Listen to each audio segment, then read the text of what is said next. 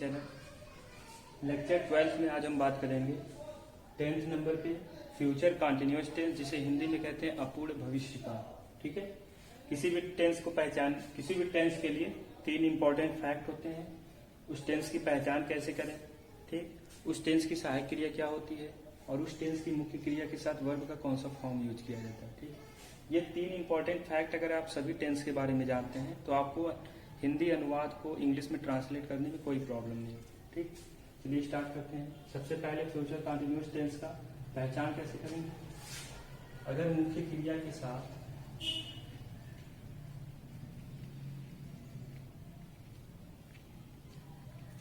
रहा होगा,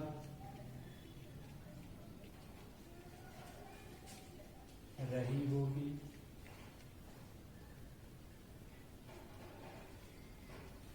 रहा होगा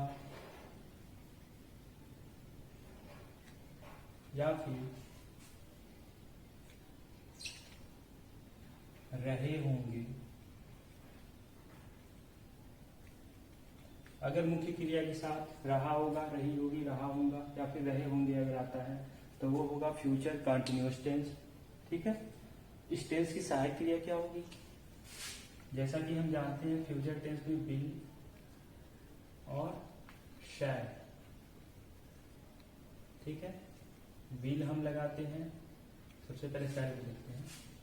शैल हम लगाते हैं आई और बी के साथ, और विल हम लगाते हैं अदर के साथ। ठीक है, प्लस बी, ये जो प्लस बी है ये यहां तक तो था indefinite, future indefinite. Lecture 11th में हम लोगों ने देखा था फ्यूचर इंडेफिनिट में अगर शैल विल है तो शैल के साथ आई भी है तो शैल, और अदर आ रहा है तो विल लगाते हैं। लेकिन फ्यूचर कंटिन्यूअस में क्या होता है कि हम प्लस बी कर देते हैं, यानी विल बी या शैल बी हो जाता है। ठीक है, मुख्य क्रिया के साथ। जबकि हम जानते हैं कि कभी भी कंटिन्यूअस टेंस होता है तो वहां पे वर्ब का 4th फॉर्म या वर्ब इन आईएनजी फॉर्म लगाते हैं। ठीक है, और किसी भी टेंस को समझने के लिए 4 सेंटेंस का अनिवार्य होना जरूरी होता है। सबसे पहले अफर्मेटिव सेंटेंस,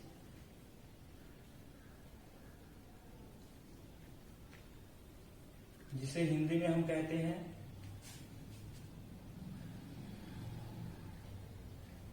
सकारात्मक वाक्य।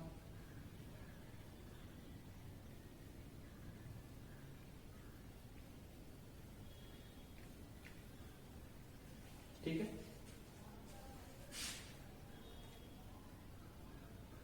इसका रूल या स्ट्रक्चर क्या होता है।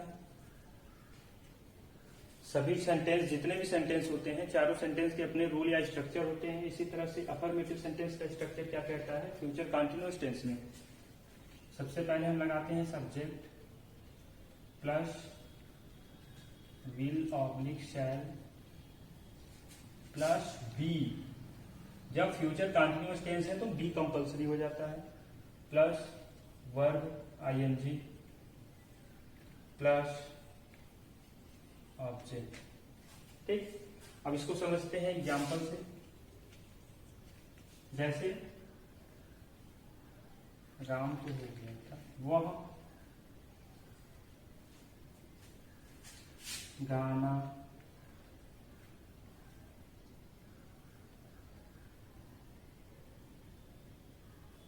गा रही होगी। रही होगी आ गया ना, रही होगी, ये हो गया फ्यूचर कंटिन्यूअस टेंस। मैंने कहा था 3 इंपॉर्टेंट फैक्ट होते हैं। पहला फैक्ट तो हम जान गए। सेकेंड फैक्ट आते हैं हेल्पिंग वर्ब या सहायक क्रिया। विल या शैल के साथ बी लगाते हैं। यहाँ पर वह, मैंने कहा बस आई और बी है तो शैल देखेंगे, अदर के साथ हम क्या लगाएंगे विल। तो यहाँ पे वह है तो ऑलरेडी हम जान गए यहाँ पे हेल्पिंग वर्ब क्या लगाएंगे विल, वह। अब इसका जेंडर चेक करेंगे, मेल है या फीमेल। रही होगी, इसीलिए शी विल, और फ्यूचर कंटिन्यूअस टेंस चलता है तो बी कंपल्सरी होता है तो विल बी। क्या काम हो रहा है, गाना, सिंग, आईएनजी लगा देंगे, हो जाएगा वर्ब आईएनजी फॉर्म, सिंगिंग, क्या, a song. She will be singing a song. एक और एग्जाम्पल देखते हैं।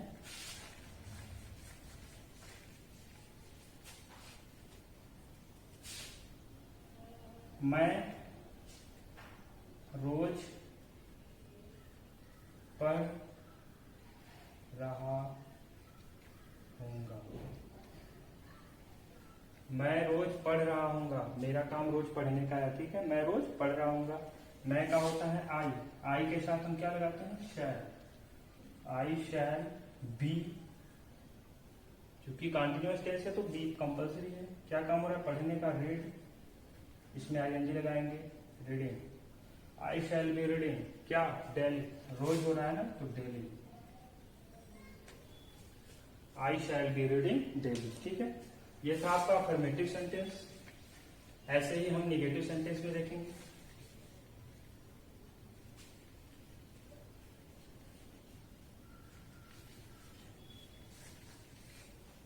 सेकेंड नंबर पे आएगा निगेटिव सेंटेंस, जिसे हिंदी में कहते हैं नकारात्मक वाक्य, ठीक है। इसका रूल क्या कहता है, subject plus will shall plus, अब यहां पर जो विल शैल के बाद हम जानते हैं कि कभी भी निगेटिव सेंटेंस होता है तो हम हेल्पिंग वर्ब के जस्ट बाद नॉट लगाते हैं। तो है विल शैल हमारा हेल्पिंग वर्ब है, इसके बाद जस्ट नॉट, उसके बाद जो कंपलसरी है be plus verb ING plus object, ठीक है। अब जैसे मैंने अफर्मेटिव में एग्जांपल दिया था, उसी एग्जांपल को निगेटिव में भी समझते हैं। वह गाना नहीं गा रही होगी। वह गाना नहीं गा रही होगी, वह फीमेल को दिखा रहा है तो शी के साथ हम लगाते हैं विल। नहीं शब्द आया है तुरंत हेल्पिंग वर्ब के जस्ट बाद नॉट, बी, क्या काम हो रहा है गाने का, सिंग, आईएनजी लगा देंगे, वर्ब आईएनजी फॉर्म हो गया सिंगिंग, क्या, और song. She will not be singing a song. एक और एग्जांपल देखते हैं। जैसा मैंने अफर्मेटिव में कहा था, मैं रोज पढ़ रहा हूँगा, इसी को निगेटिव में बनाते हैं, मैं रोज नहीं पढ़ रहा हूँगा। मैं रोज नहीं पढ़ रहा हूँगा, ठीक है। मैं आई के साथ आता है शैल, नहीं आया है तो हेल्पिंग वर्ब के जस्ट बाद नॉट, बी, पढ़ने का कार्य हो रहा है तो रीड, आईएनजी लगाएंगे, कंटिन्यूअस टेंस है तो क्या, डेली, मतलब रोज पढ़ने का काम हो रहा है तो डेली, ठीक। ये था निगेटिव सेंटेंस। अब थर्ड सेंटेंस की तरफ बढ़ते हैं।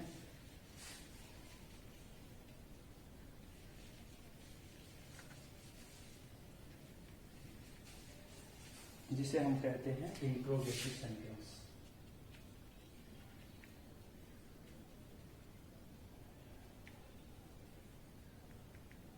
जिसे हिंदी में कहते हैं प्रश्नवाचक वाक्य, ठीक है। जब इंट्रोगेटिव सेंटेंस आता है तो उसके लिए दो स्ट्रक्चर फॉलो करते हैं। पहले में तो होता है क्या से शुरू, क्या से शुरू, ठीक। इसके लिए रूल क्या होता है, जब कभी भी क्या से शुरू होता है तो उसके लिए क्या करते हैं, हेल्पिंग वर्ब को प्रेफरेंस पहले देते हैं। इसमें हेल्पिंग वर्ब है विल शैल प्लस सब्जेक्ट आता है, देन इसके बाद be plus verb ING form plus object. Interrogative है तो लास्ट में क्या आएगा, क्वेश्चन मार्क, ठीक है। एग्जाम्पल देखते हैं।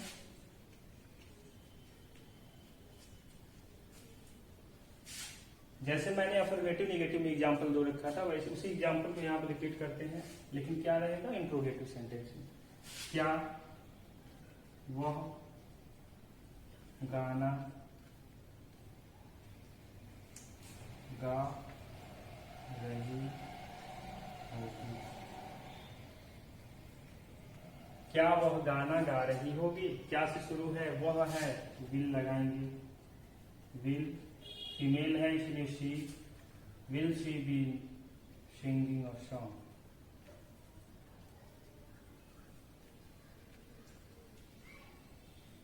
लास्ट में क्वेश्चन है, will she be singing a song. ठीक है, इसका सेकेंड स्ट्रक्चर क्या कहता है?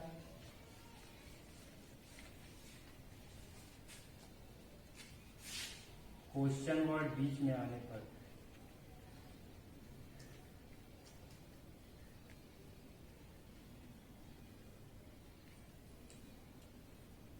इसका रूल क्या होता है? सबसे पहले हम क्वेश्चन वर्ड को लिखते हैं, उसके बाद हेल्पिंग वर्ब आता है, देन उसके बाद subject plus be plus verb ING form plus object, last में हमारा आता है क्वेश्चन वर्ड। एग्जाम्पल जैसे मैंने क्या वाले में बताया था स्ट्रक्चर में, वैसे क्वेश्चन वर्ड वाले में देखते हैं। वह क्या गाना गा रही होगी? वह क्या गाना गा रही होगी? वह क्या बीच में आया है तो सबसे पहले क्वेश्चन वर्ड को बाहर लिखते हैं, व्हाट। उसके बाद विल शैल, शी है तो इसीलिए विल शी। गाने का कार्य हो रहा है सिंगिंग अ सॉन्ग। लास्ट में हमारा क्या आ जाएगा? Question word. ठीक है, ये था थर्ड नंबर पे इंट्रोगेटिव सेंटेंस। इसी तरह से फोर्थ नंबर पे आएगा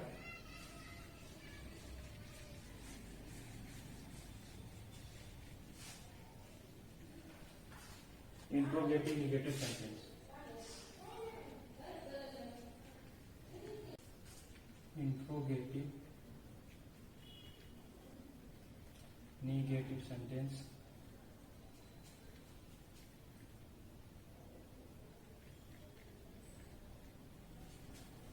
जिसे हिंदी में कहते हैं प्रश्नवाचक नकारात्मक वाक्य। इसका पहला स्ट्रक्चर शुरू होता है क्या से शुरू?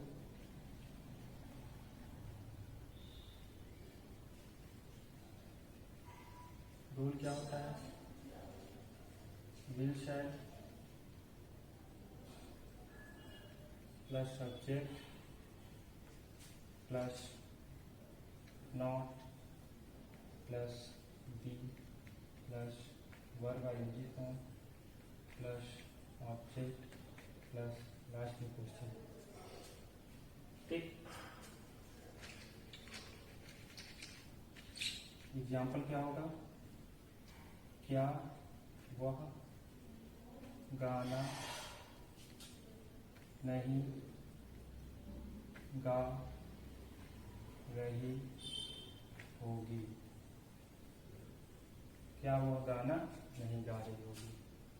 क्या से शुरू है? वह है इसीलिए will she not be singing a song. ठीक है,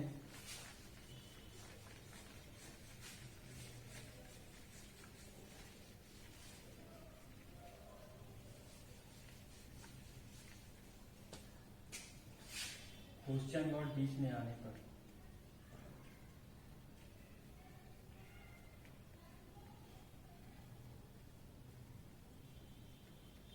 इसका क्या रूल होगा? सबसे पहले question word plus helping word will shall plus subject plus not plus be plus verb ING plus object and plus last में क्या आएगा? Question word. ठीक है, एग्जाम्पल देखते हैं। मैं वह कब नहीं गा रही होगी। वह कब नहीं गा रही हो, कब आ गया, कब के लिए क्या लगाते हैं, when। शी है, शी के साथ will लगेगा, when will she। नहीं शब्द आया है तो नॉट के बाद बी, गाना गाने का हो रहा है तो सिंगिंग, लास्ट में क्या आ जाएगा, question mark. when will she not be singing। ठीक है, ये था आपका टोटली फ्यूचर कंटिन्यूअस टेंस, अपूर्ण भविष्य काल। लेक्चर 13 में हम बात करेंगे 11th नंबर पे जो टेंस आएगा, फ्यूचर परफेक्ट टेंस, पूर्ण भविष्य काल। लेक्चर 13 में हम उसको डिस्क्राइब करेंगे अच्छे से। अगर आपको वीडियो अच्छा लगा हो तो लाइक करें,